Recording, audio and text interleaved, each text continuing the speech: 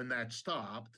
But for most of the period before that, you had a capitalism that was exemplary. It gave to the American people the idea they lived in a charmed universe.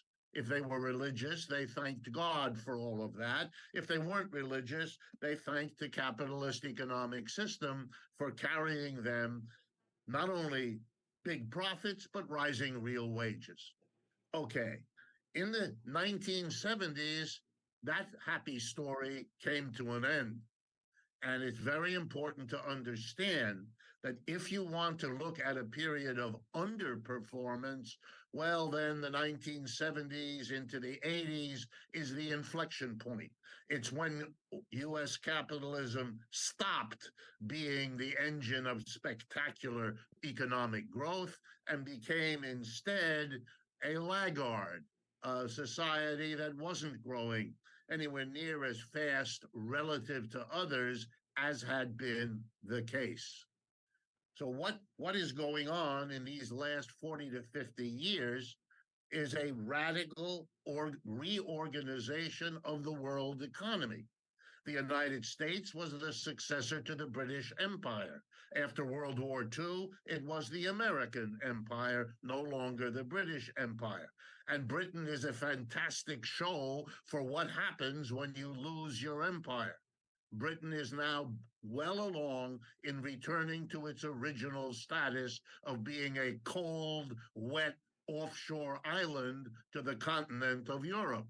And if the United States is not careful, it is going to reproduce that sad story. It is well underway already. What happened? Well, what happened very briefly is that the United States exported, because it was profitable to industry, much of its manufacturing sector. The last 50 years, the percentage of American workers in manufacturing has gone from 30% plus to 10% plus. I mean, a spectacular hollowing out of the manufacturing base of this economy. It likewise found much more profitable investment opportunities outside the United States than inside, and it took ample advantage of that, making the United States less of an attractive place in which to do business. The wages in the rest of the world were lower. The government regulations in many cases were fewer or could be purchased to be reduced. I won't say bribery because that's a bad word, but we all know, I hope, what I'm talking about. And then we had societies around the world, because the world is not governed by the United States, wasn't even back in the 70s. We have countries around the world eager to bring in the investment, eager to become the next phase of economic development, eager to enter into the growth period that the United States has to now look at as part of its past history. And most important among them is the People's Republic of China. Over the last 30 years, its GDP has grown 2 to 3 times more per year than that of the United States.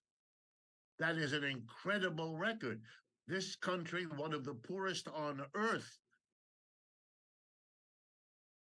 So to begin with, as you can see by this chart, there's been no real stagnation of real wages, at least according to the Fed. To the degree that wages haven't grown as fast as they should have, we can blame high taxes, runaway government spending, which hampers the ability of the market economy to grow. In particular, if you have a large degree of consumption spending,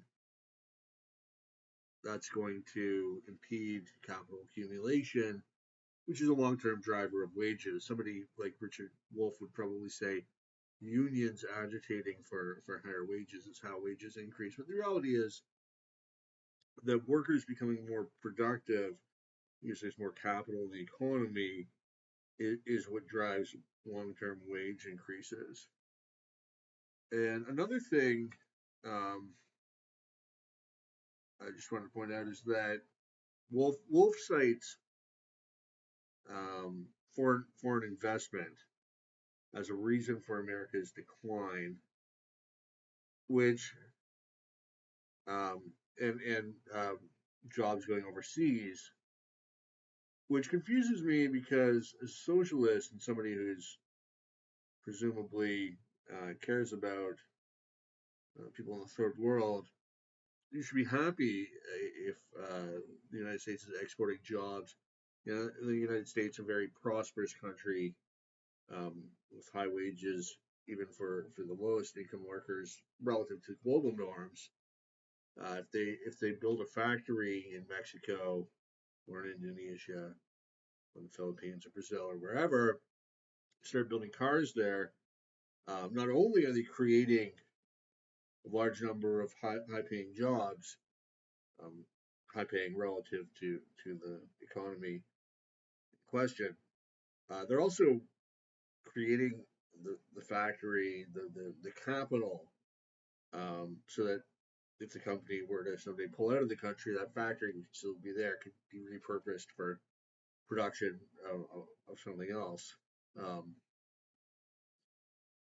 so the only way that third world countries will become as prosperous as first world countries is by foreign investment, is by maybe not the only way, but one of the ways to make third world countries more productive is to have more capital, right? There's production requires land, which is natural resources, labor, and capital. Capital being man-made factors of production, like factories. So, to the degree that the United States business interests are investing overseas, you would think you would see that as a good thing. Maybe not from the narrow perspective of the American worker, but from as a citizen of the world and somebody who cares about poverty in the third world. I would think this would be celebrated. Um, but as we see here, the United States is the top destination for foreign direct investment. So as much as U.S. firms may be investing in other countries, much more so other countries are investing in America. It mentions that China does a lot, or no, he is the third. Um, Receives a lot of investment. And I agree with Professor Wolfe very much on a lot of the development there. And in fact, the whole concept of economic surplus is one of Marxist derivation. He and I both provide the prosperity that he says it did.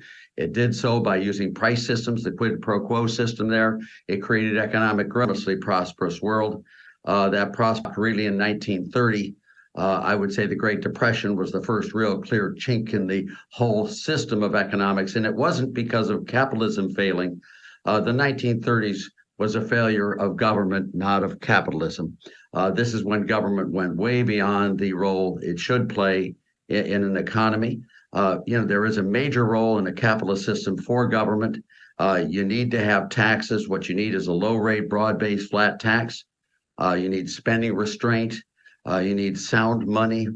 You need minimal regulations, and you need free trade. And all those are areas where government should protect the economy and allow those exchanges to occur without monopoly developing, without the private sector destroying its own prosperity. And if you look at So just to pause here, give my thoughts. I think overall Laffer is dead on. I don't agree with him 100%, but probably 85, 90%.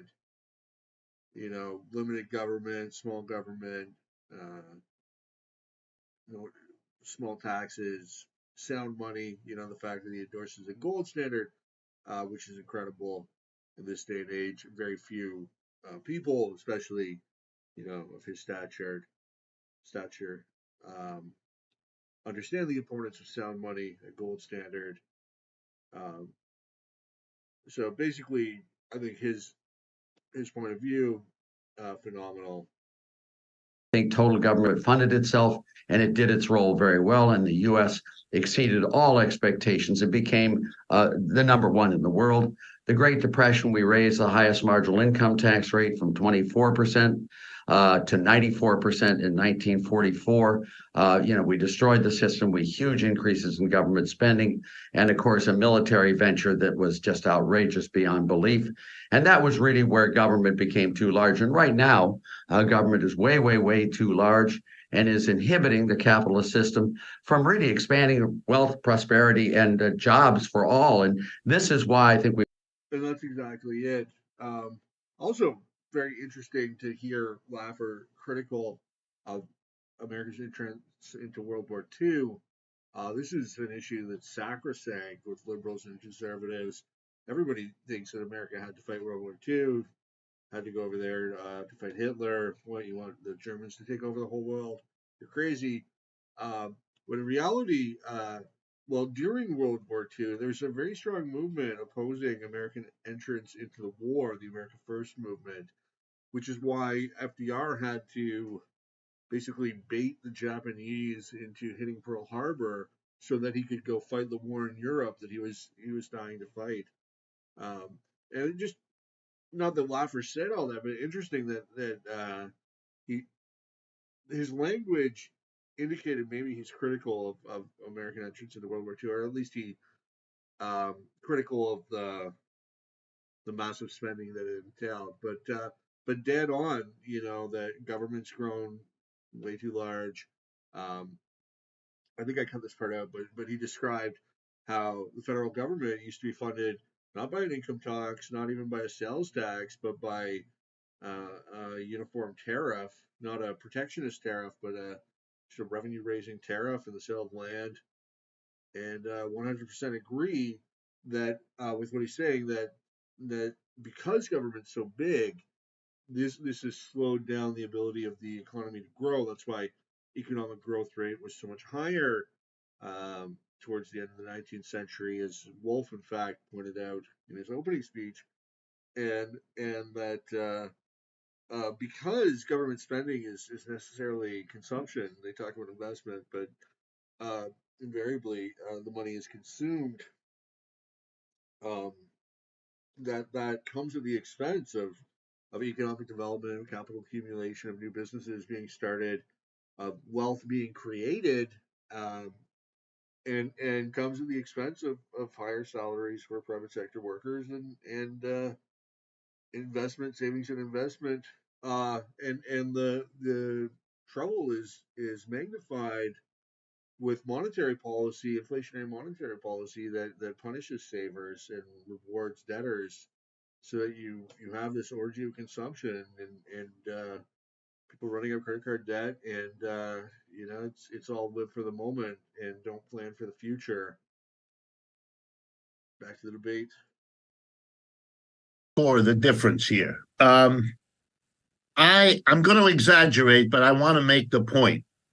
I don't find it terribly exciting anymore to debate whether the government's role is too large or too little.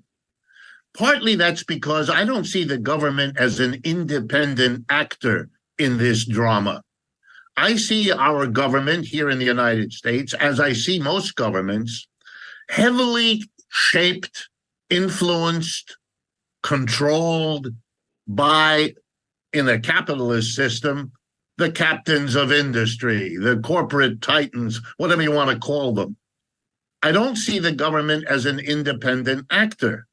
When Dr. Laffer says, correctly in my view, that in the 1930s, the government came in a massive way, I say absolutely. And the reason is that private capitalism collapsed and was facing the very socialist revolution that is their worst nightmare. Because, remember, the 1930s isn't that many years later than 1917, when that revolution happened in Russia that frightened them all. And they were terrified. And they brought the government in to bail them out, which is what it did. Just like in 2008 and 9, when we had the so-called Great Recession, they brought in the government to bail them out. The government has been bailing out capitalism for quite some time because capitalism, if I had the time I would take to do this, is a very unstable system. When I teach my classes, I lean across the podium and I say to my students, if you lived with a roommate as unstable as capitalism, you would have moved out long ago. So this is the Marxian business cycle theory explanation, which is basically that just um, the inner contradictions of capitalism cause it to collapse every however many years. There's not an exact time frame, but basically you just have this recurring boom and bust. And I'm not sure if it's supposed to amplify, get worse. Um, I don't want to strawman the communists here, but it sounds like it might be feasible, but might be something they say. I'm not sure about that, but certainly, basically the business cycle is just it comes from within capitalism, some inner contradiction, the lowering return, maybe something to do with the supposed lessened rate of return on capital.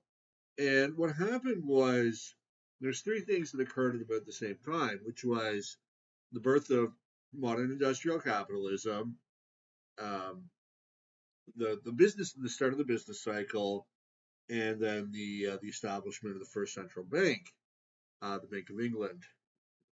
Maybe there's a central bank in the Netherlands first. Uh, doesn't really matter whether the Netherlands or England had the first central bank. Uh, but what happened was, so you had the beginning of industrial capitalism in England. Um, Around the same time that the Bank of England was founded, because the king needed money to go fund his wars or whatever. And so what the cause of the business cycle is uh, is credit expansion. It's not endemic within capitalism. You don't have to have the boom bust business cycle, but what happens is with credit expansion, um, you have the funding, the malinvestment of in capital goods industries, um, because of the artificially low interest rates. So, um, and that's what happened in the 1930s. It wasn't just capitalism collapsed out of nowhere, or it wasn't because of Smoot-Hawley, um, as Laffer will argue later on in this debate.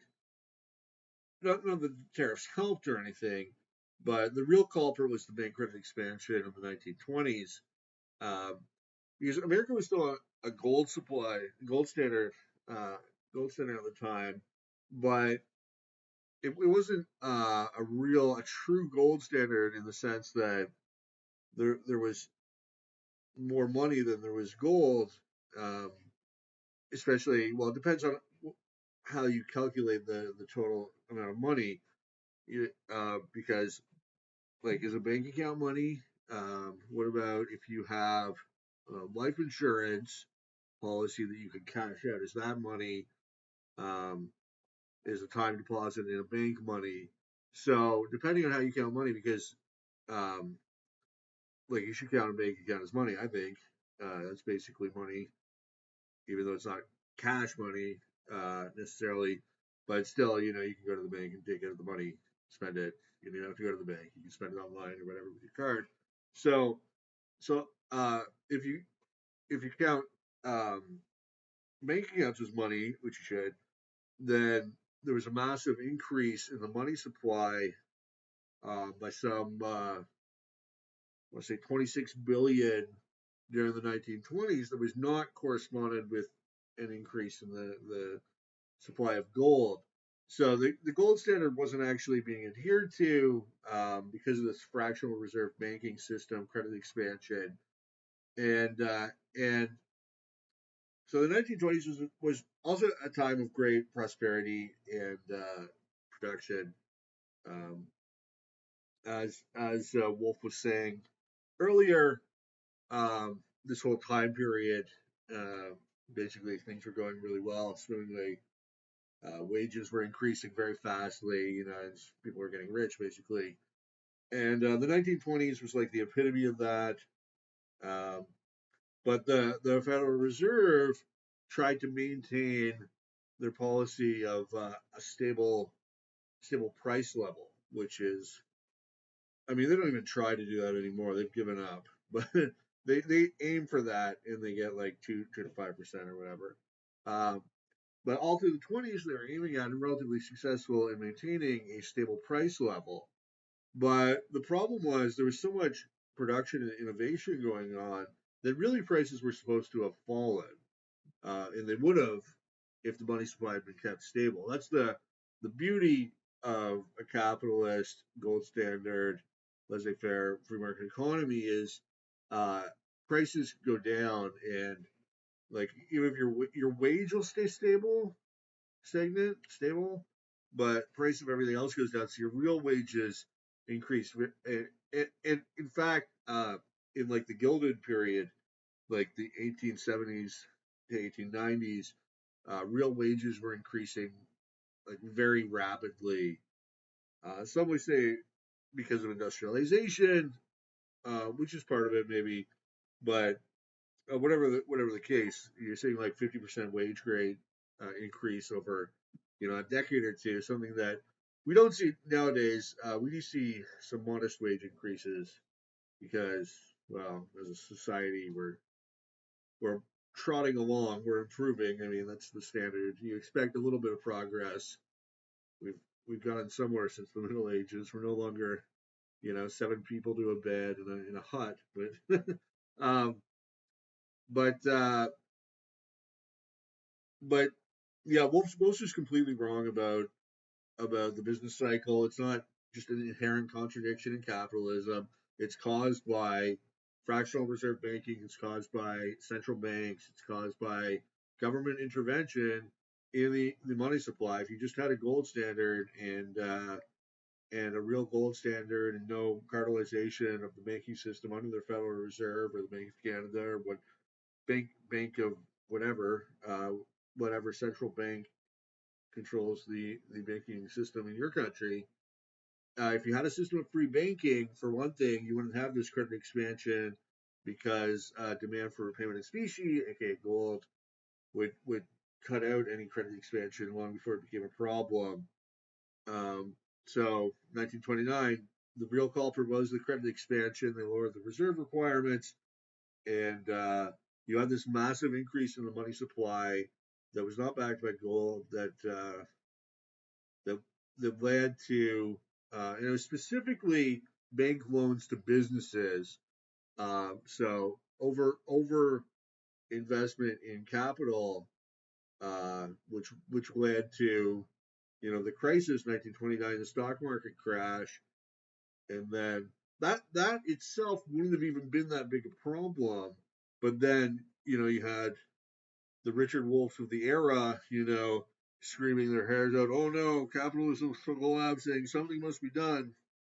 And so Hoover says, "Okay, I'll do something," and off to work he goes.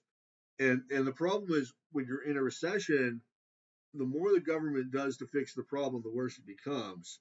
Whereas if you do nothing, like Harding did in 1929 or 1919, 1920 rather, uh, you never heard of the Depression of 1920 and 1921 because it was so quick, just in and out, because he did nothing basically, just cut taxes a little bit. So the market can self-correct very well. It's a great engine for economic growth. But the problem, it's not capitalism, it's the government. But you live with a capitalism from which, at least so far, you can't see an escape. Organize the workplace. We give a tiny group of people, board of directors, major shareholders, owner operator, an extraordinary power. These are not elected people. These are not democratically responsible people. They decide what the price of the product will be, what the technology is, what they will produce, and they decide what to do with the surplus produced by the army of employees who have to live with the result. My basic argument, and I believe the argument of socialism in the 21st century, will be that organization is the problem.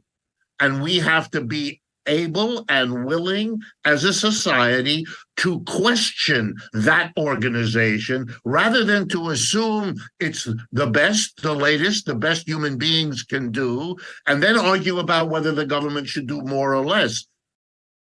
So here, Wolfe outlines his version of socialism: worker ownership, direct worker ownership of the means of production.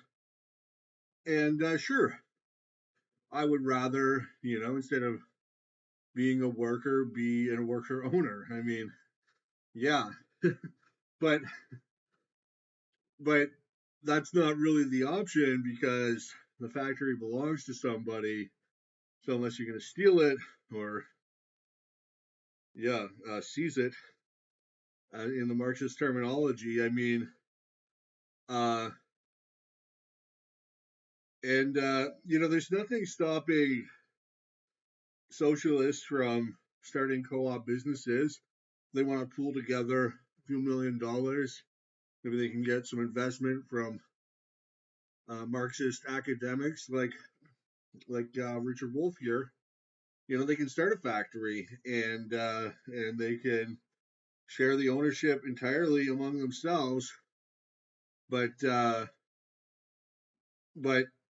you can't just steal what somebody else has created, has saved and invested for. Um, that's wrong. It's wrong to take other people's property, even if you're a Marxist.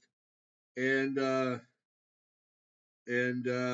yeah, I mean, they absolutely, you're allowed to have a socialist co-op within capitalism. Nobody's going to stop you if you want to create something of your own. But when it comes to what somebody else has created, risked, invested for, that's where you got to draw the line. China, 93% of all Chinese production went through state-run enterprises. They were a hermit kingdom. They had an horrible currency, everything. From 1970, they took state-run operations from 93% down to less than 10%. That's called a tax cut. And they really reduced the amount of industry that went through state-run enterprises to about a little less than 10%. They hooked the U.S. What's called privatization, but I see your point. But yeah, people want to talk about and this is one thing that Wolfe was bringing up earlier was China's rapid economic growth. Well, yeah, China only started to enjoy rapid economic growth when they turned to capitalism, when they turned to private ownership of the means of production. When they were still a full communist economy, they had mass starvation, anemic growth. You had um, you had Mao telling all the Chinese workers that they needed to melt down their hose in order to build steel, and it's just so absurd, because they have no experience being like running a steel.